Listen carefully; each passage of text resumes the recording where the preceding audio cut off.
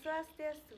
Perkenalkan, nama saya Niputu Diah Asyana Putri, nomor absen 29 dari kelas 12 MIPA 2. Di sini saya akan menjelaskan sedikit tentang sel volta.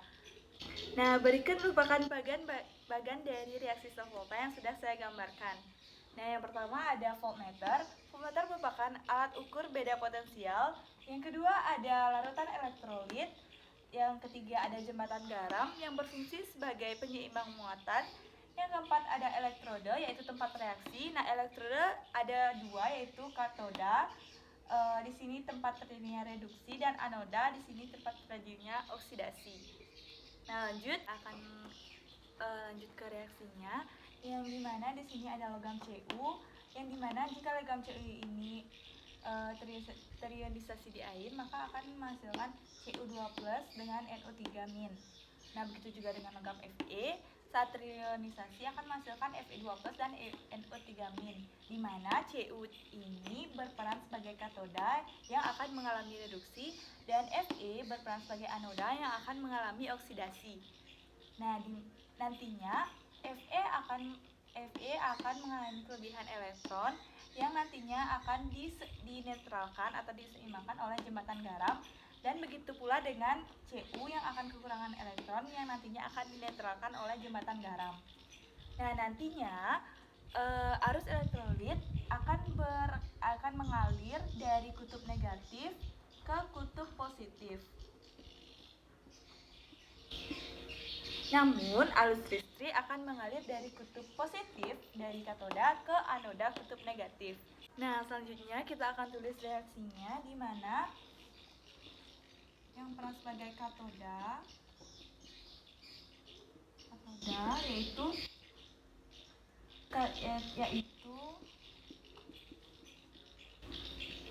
menjadi.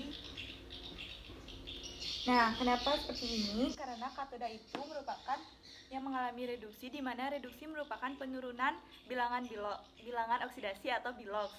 Nah, jadinya dari Cu yang memiliki 2 bilangan oksidasi menjadi tidak memiliki bilangan oksidasi. Nah, lanjut ke anoda. Yaitu Fe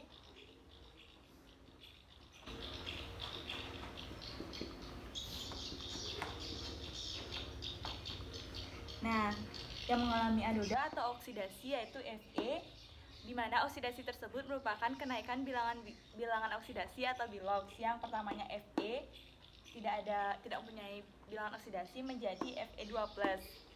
Nah, nantinya kita akan setarakan. Ini elektronnya sudah sama, bisa kita coret. Yang reaksinya akan berubah menjadi Fe plus Cu2+ menjadi Fe2+ dengan Cu. Nah, jadi reaksi dari sel volta tersebut menjadi Fe plus Cu2+ menjadi Fe2+ ditambah Cu. Maaf jika tadi tidak kelihatan, maka reaksi dari sel volta tersebut, dari bagian tersebut adalah Fe ditambah Cu2+ menjadi Fe2+ ditambah Cu. Nah, selanjutnya kita akan membahas notasi sel. Baik, kita lanjut ke notasi sel. Biasanya notasi sel dirumuskan dengan oksidasi, jembatan garam, reduksi. Nah, biasanya dirumuskan seperti ini.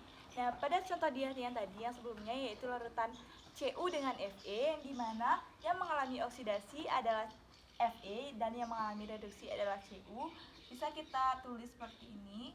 Fe menjadi Fe2+, jembatan garam, Cu2+ menjadi Cu. Nah, biasanya seperti ini. Kemudian kita lanjut ke beda potensial atau ESEL atau enol sel atau beda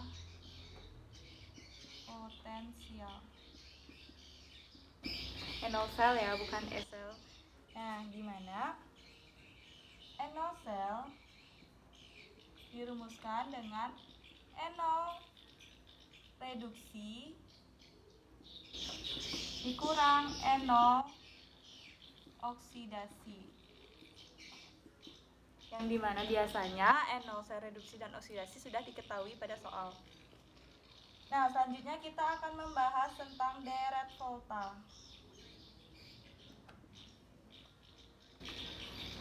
Nah, apa hubungannya NO sel dengan deret volta? Urutan kenaikan NO sel bisa kita lihat berdasarkan urutan deret volta. Yang dimana deret voltanya ada Li plus K A2 plus. Nah, adapun deret voltanya yaitu Li plus K Ba2 plus Sr2 plus Na plus Mg2 plus Al3 plus Mn2 plus H2O Zn2 plus Cr3 plus Fe2 plus Cd2 plus Co2 plus Ni2 plus Sn2 plus Pb2 plus H plus Sb2 plus Bi2 plus Cu2 plus Hg2 plus Ag plus Pt2 plus dan Au3 plus. Nah, di mana semakin ke kanan maka akan semakin mudah bereduksi. Nah, kebalikannya jika ke kiri, tidak kelihatan, akan mudah bereduksi, dan jika ke kiri semakin mudah beroksidasi. Nah, bisa kita cek dengan contoh di atas, di mana Fe dengan Cu berada di sebelah kanannya Fe dan Fe berada di sebelah kirinya Cu. Nah, makanya Fe mengalami oksidasi dan Cu mengalami reduksi karena Cu lebih mudah bereduksi dibandingkan Fe.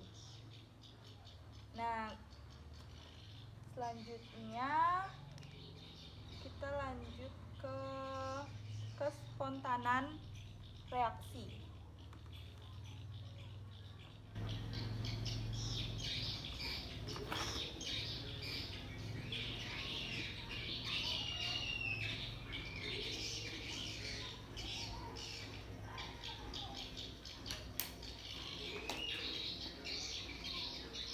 Mana yang pertama?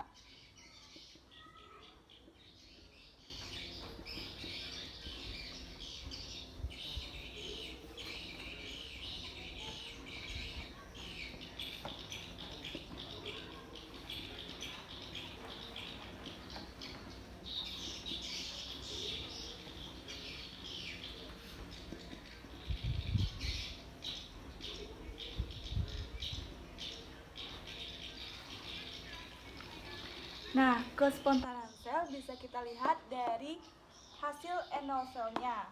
Jika NO selnya positif, maka reaksi akan spontan mengalirkan listrik. Nah, jika NO selnya negatif, maka tidak akan bisa menghasilkan listrik yang nantinya akan kita bahas pada sel elektrolisis. Baik, sekian dari saya. Mohon maaf bila ada kesalahan kata yang saya ucap. Dan terima kasih atas perhatiannya. Om Santi Santi Santi Om.